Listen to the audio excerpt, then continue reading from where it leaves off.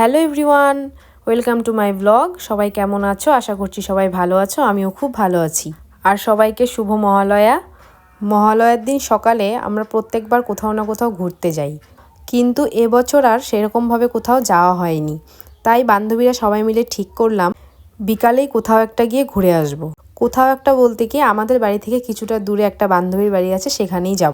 এই দেখো আমার বান্ধবীরা কিন্তু টোটো নিয়ে আমার জন্য অপেক্ষা করছিল।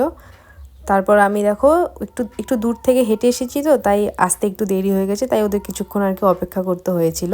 আর এই বান্ধবীর বাড়িও আমাদের বাড়ি থেকে 10 মিনিট মতো টাইম লাগে টোটো করে যেতে। আমার সব বান্ধবীর বাড়ি মোটামুটি কাছাকাছি, কারো বাড়ি খুব একটা বেশি দূর না। এই দেখো আমরা কিন্তু চলেও এসেছি। আর এসে ভাবলাম যে ওর জন্য কিছু একটা নিয়ে যাই। কি আর নিয়ে যাব, ওদের বাড়ির সামনে একটা দোকান ছিল, ওই দোকান থেকে একটা মাজা কিনে নিলাম। আর প্রিয়াঙ্কার বাবা আমাদের জন্য আগে থেকে মিষ্টি আর লাড্ডু কিনে পাঠিয়ে দিয়েছিল, মানে মহালয়া উপলক্ষে আমাদের আর কি খাইয়েছিল ওর বাবা।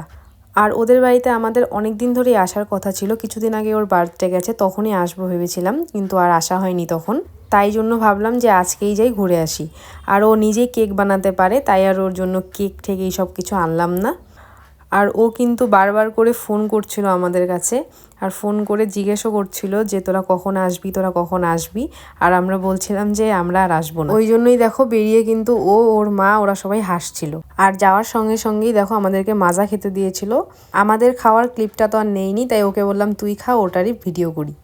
তারপর আমাদেরকে লাড্ডু আর মিষ্টি দেখো এনে দিয়েছে। আর আমরা ওকে বলছিলাম যে তোকে দেখে মনে হচ্ছে যে আমরা মনে হয় তোকে দেখতে এসেছি, তুই ওইভাবে মিষ্টি এনে দিচ্ছি। আর এখানে আমি আমার গরিবের চ্যানেলে একটু সাবস্ক্রাইব করছিলাম, মানে অন্য বান্ধবীদের ফোন নিয়ে আর কি। এই দেখো নিজের চ্যানেলে নিজেই সাবস্ক্রাইব করি, এরকমই করি আমি সব সময়, কারণ আমার তো গরিবের চ্যানেল সাবস্ক্রাইব তো আর কেউ করবে না। যাই হোক, তারপর আমরা রেডি হয়ে বেরিয়ে পড়েছিলাম। এই দেখো ও আবার এইখান থেকে এখানে যাওয়ার জন্য আবার ড্রেস চেঞ্জ করে ফেললো। আমরা ওদের বাড়িতে এর আগেও এসেছি, আর এসে সামনেই কিছু লোকেশন আছে। এই দেখো এই জায়গাগুলোতে খুব সুন্দর ফটো ভিডিও এসব আসে, এখানটায় আমরা আসলেই আসি। আর এসে ভিডিও ফটো এসব তুলি আর কি। এই দেখো সবাই দাঁড়িয়ে আছে, কেউ রিল খুঁজছে, কেউ কি পোজে ফটো তুলবে এইসব খুঁজছে। আর এই যে এখানে আমাদের মডেল দেখো দাঁড়িয়ে পড়েছে। আর সত্যি বলতে আমরা এখন অনেকটাই বড় হয়ে গেছি, কিন্তু আমরা এখনও যখন একসঙ্গে হই দেখলে মনে হয় আমরা এখনও 19এই পড়ি। আর আমরা আগেরবার যখন ওদের বাড়িতে এসেছিলাম তখন ছিল বর্ষাকাল, তখন এই পাশের জমিগুলোতে একদম জলে পরিপূর্ণ ছিল, দেখতে ভীষণ সুন্দর লাগছিল। কিন্তু এই বছর আর তেমন সুন্দর লাগলো না, কারণ এবছর তো বর্ষার শেষ, শরৎকাল পড়ে গেছে। তারপর আবার আমরা ওদের বাড়িতে চলে আসি, আর এসে কিছু রিলস করেছিলাম, সেগুলো আর ভিডিও করা হয়নি। আর ওর ভাইকে দিয়ে আমাদের জন্য আইসক্রিম আনিয়েছিল, সেগুলো আর খাইনি, কারণ ওদের বাড়ি থেকে আমাদের বাড়িটা যেহেতু কিছুটা দূর, তাই সবার বাড়ি থেকেই ফোন আসা শুরু হয়ে গিয়েছিল বাড়ি যাওয়ার জন্য।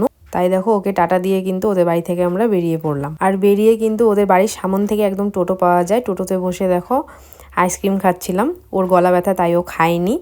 আমি আর প্রিয়াঙ্কা দেখো আইসক্রিম খেতে খেতে বাড়িতে যাচ্ছিলাম। তারপরে আমার এক বান্ধবী নেমে যায়, তারপর দেখো আমিও নেমে পড়েছি। আর ওর বাড়ি আমার বাড়ি থেকেও দূরে, তাই বললাম তুই টোটো নিয়ে চলে যা। আর এবছর দেখো আমাদের এখানে কিন্তু কত আগে থেকে লাইটিং দিয়ে দিয়েছে। তারপর রাস্তায় আমার ভাইয়ের সঙ্গে আমার দেখা হয়ে গেল, তারপর ওর সঙ্গে আমি হাঁটতে হাঁটতে চলে আসলাম। যাই হোক, আজকের ভিডিওটা এই পর্যন্তই ছিল। তোমাদের যদি ভালো লাগে তাহলে একটা লাইক, কমেন্ট, শেয়ার, সাবস্ক্রাইব করে দিও। Thanks for watching, by.